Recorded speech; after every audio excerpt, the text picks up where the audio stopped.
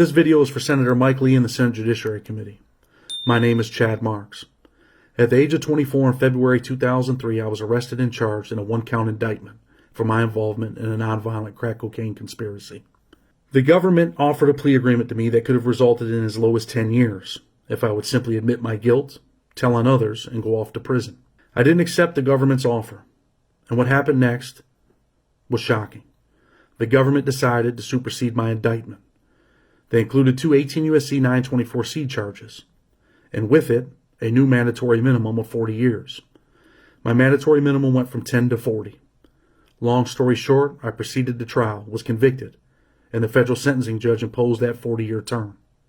I went to prison and always believed that I may never get out, and if I did get out, I'd be in my 60s.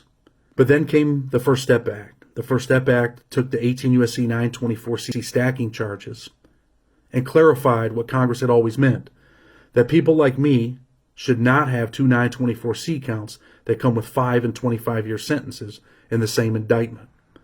But the problem was, those changes were not made retroactive, thus leaving me in prison. But there was continued hope because the First Step Act changed the compassionate release statute. When they changed the compassionate release statute, it allowed federal judges to take second looks, in essence. If the judge found that there were extraordinary and compelling reasons to reduce a sentence, then the judge had the power to do so. However, the government doesn't agree with that. So on June 25th, I was released from prison for my 40-year sentence, after my judge found that there were extraordinary and compelling reasons in my case to reduce that sentence. He relied on the changes in the First Step Act to 924C and my rehabilitation while in prison. I completed over 100 rehabilitative programs. I taught GED classes.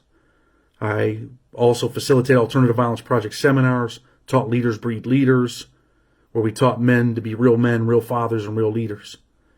The judge took all of that into consideration, and by the grace of God, I was released from prison. But now is the dilemma. At the end of October, the government will be arguing against me to try to put me back in prison, arguing that the judge did not have the authority to reduce my sentence, that only the BOP did.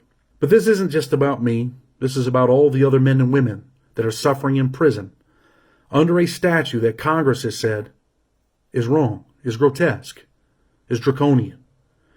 People like Maurice Navarro Brooks or Mau Mau, Keepa Mau Mau, Mackenzie Spite, Ian Owens. These people have been sentenced to hundreds of years under 924C stacking, a law that Senator Mike Lee knows all too well is wrong. That's because Weldon Angelos from Utah was sentenced under this same stacking, and he found relief because Senator Mike Lee went to bat for him. We're living in a country where we see all kinds of things going on, and race relations are absolutely horrible. And some people might want to say or use the word systemic racism. Well, I'll tell you about 924C.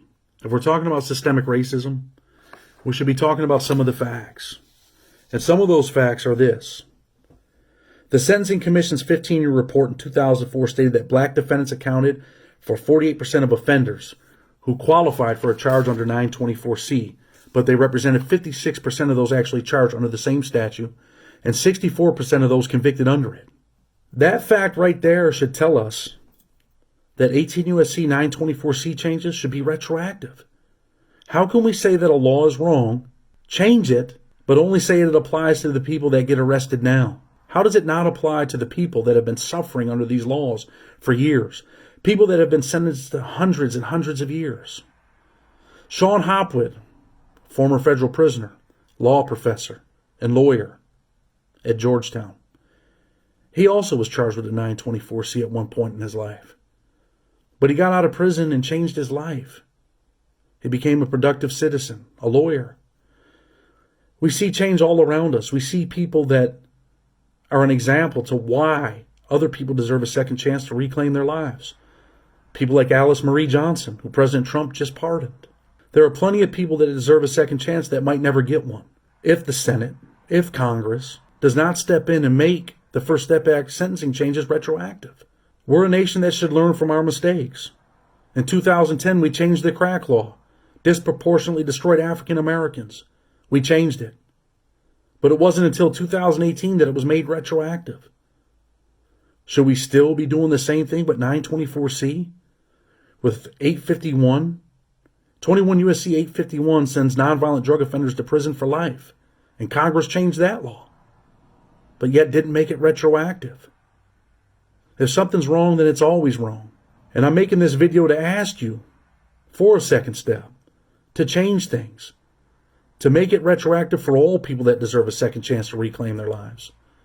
Your change didn't say that people could just get out of prison, but your change said that, hey, they have to go before the federal sentencing judge, the person in the best possible position to determine whether a person should get a second chance. And that's what I'm asking Congress to do. I mean, we can just look at the facts. Black offenders were convicted of a firearm offense carrying a mandatory minimum more often than any other racial group. In fiscal year 2016, black offenders accounted for 52.6% of offenders convicted under Section 924C, followed by Hispanic offenders 29.5%, white offenders 15.7%, and other race offenders 2.2%. The impact on black offenders is even more pronounced for offenders convicted either of multiple counts under Section 924C or offenses carrying a mandatory minimum penalty under the Armed Career Criminal Act. Black offenders accounted for more than two-thirds of such offenders, 70.5% and 70.4% respectively. Black offenders also generally receive longer average sentences for firearm offenses carrying a mandatory minimum penalty than any other racial group. In the fiscal year 2016, black offenders convicted under Section 924C received an average sentence of 165 months, compared to 140 months for white offenders and 130 months for Hispanic offenders. Only other race offenders received longer average sentences, 170 months, but they accounted for only 2.2% of the Section 924C offenders. Tomorrow's a big day. It's a big day for a young man named Keepa Mau Mau. His sentencing judge, under the First Step Act and the Compassionate Release Statute, found that his young age, his rehabilitation, and the changes to 18 U.S.C. 924C were extraordinary and compelling reasons. What his judge did was reduced his sentence, reduced it to time served where he would walk out of prison, but he would not find his freedom. Keepa would remain in prison because the government appealed that decision. Tomorrow, the government will be arguing against releasing Keepa Mau Mau. The government will be arguing against the judge's decision. Keepa Mau Mau was sentenced to hundreds of years under stacked 924C offenses when he was 20 years old. Does he deserve a second chance to reclaim his life? Senator Mike Lee, he's from Utah. But it's not just about Keepa Mau Mau either. It's about all the men and women who deserve a second chance, that were sentenced under a law that Congress said was draconian, was grotesque. And that's why I'm asking Congress to step up and change what is obviously wrong. There's many men and women that deserve that second chance. And with that second chance, I'm asking that a second step be really considered. And part of that second step, I'm asking that the 924C changes be retroactive.